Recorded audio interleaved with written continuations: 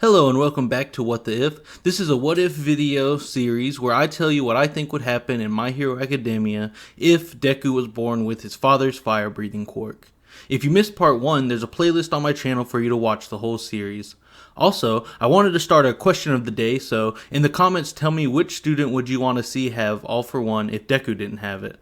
I was thinking Ida just because I would want to see how fast he could be with all that extra power built up, and I would want to see him throw down with Hero Killer Stain with One for All, but that's just me. So just comment below while the intro plays and then we can start the video.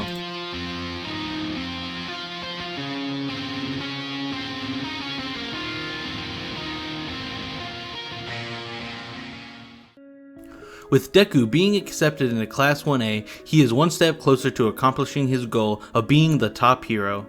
During the summer, before his first class, he's confronted by Bakugo, who is pissed and confused that Izuku was even able to pass the exam, and join UA.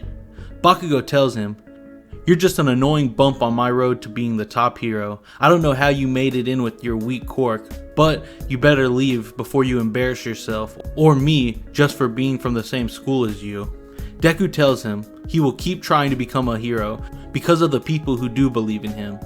This angers Bakugo even more, but he leaves Deku alone, saying, "You're not worth my time." Deku uses the rest of his summer to train his body to gain better control of One for All. He has also noticed that his fire breathing is getting stronger and stronger, but since he has been practicing with it his whole life, he is already able to control it with 3% of One for All's power. This experience with his quirk helps him better understand how to control One for All, but he still hasn't been able to control its output yet, other than with his fire quirk. Deku continues going to school and becomes better friends with Uraraka and Ida, and takes Mr. Izawa's quirk apprehension test. He still is held back by not being able to use his quirk One for All, and fire breathing doesn't help much with the test either. So for the first few tests, Deku still scores low, leading Bakugo to question even more how he was able to get into the hero course, until it's Deku's turn to throw the baseball. Deku concentrates on not using too much power at one time, imagining he's just using his fire breathing with his arms, and throws the ball as hard as he can. Just like with his fire breathing, he uses just a small percent of One for All without hurting himself and sends the ball flying. Not as far in the anime since he didn't break his finger using 100%, but still a significant distance, impressing the class and Izawa for how much he seems to have grown from the entrance exam till now. Bakugo is further enraged, asking what the hell's going on. He wonders if Deku had been messing with him or how he got so strong. That doesn't even seem like a fire quirk, he shouts out, until Izawa tells him to calm down. Deku nervously continues his school days, learning all he can while trying to avoid Bakugo, until they are forced to meet in All Might's class. All Might's lesson is a heroes versus villains training battle. Deku is also introduced to Todoroki for the first time and is amazed by his ice powers, but he also wonders why he doesn't use his fire power, even though he is Endeavor's son. Deku also wonders if Todoroki can help him use his fire powers better, but before he can speak to Todoroki, it is his turn to compete.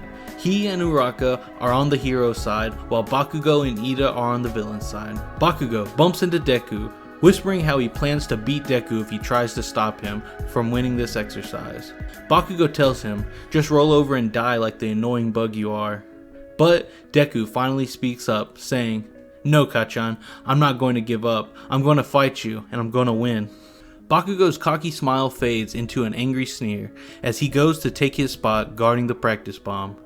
Deku and Uraraka then take their place with the objective to disarm the bomb or capture the villains before the time limit expires. But with both teams in place, All Might gives them the okay to start. Deku and Uraraka slowly try sneaking their way to the bomb, while Bakugo tells Ida to stand guard so he can go after Deku. While Deku is trying to form a plan with Uraraka, they are jumped by Bakugo, who tries using his explosions to stop Deku, saying, "If you're too injured to fight, then we'll win." Bakugo goes for a second blast, but Deku knows Bakugo's next move before Bakugo even knows, and catches his arm and slams Bakugo to the ground. Deku tells Uraraka to go after the bomb, then quickly tries wrapping Bakugo with the capture tape. But Bakugo instantly gets up and tries knocking Deku back with a strong kick. But again, Deku is ready and almost catches Bakugo's legs with the tape, further enraging Bakugo. "What the hell do you think you're doing, Deku? You know you can't win. Don't make me break your weak little body. Bakugo waits to see the fear in Deku's eyes, like when they were in school, but Deku doesn't budge and shouts back, I'm not afraid of you anymore, Kachan. I'm trying to win just like every other student. Bakugo orders Deku to shut up and leaps into the air, using his explosions to maneuver around Deku, who then uses his fire breath to keep Bakugo from getting too close. Their classmates are surprised Deku is doing so well and seems to have the upper hand on Bakugo. Until Bakugo readies his grenade gauntlets and releases a huge explosion, rattling the whole building they are inside. Deku tries again using his fire breath to counter Bakugo's explosion, but he is easily overpowered by the humongous blast. All Might debates whether to stop the match, but he feels Deku needs to learn from this as a first step in his training and lets the fight continue. Now, after Bakugo's explosion, Deku knows he can't beat Bakugo in hand-to-hand combat. So, he asks Uraka about her location so he can think of a new plan. Uraka tells Deku she found the bomb 2 stories above him and is trying to get it, but Ida's too fast for her to deal with. But Bakugo interrupts him, saying, I'm not finished with you yet, you need to pay attention to me before you get hurt. Bakugo comes flying at Deku, who is also shooting fire all over the walls and ceilings. He must be trying to slow me down, Bakugo thinks as he evades the fire and blasts Deku with an explosion to the back. Deku falls to the ground, but quickly gets back up and thinks to himself, I have to believe this will work or we will lose the match. Deku looks up at the ceiling where he burned a hole through the first floor and tells himself it's now or never. Uraka, get to the bomb no matter what, he calls out. Then Bakugo dashes towards Deku, ready to blast him away, but Deku uses a small portion of All for One to his legs and jumps through the hole in the ceiling and into the floor above them.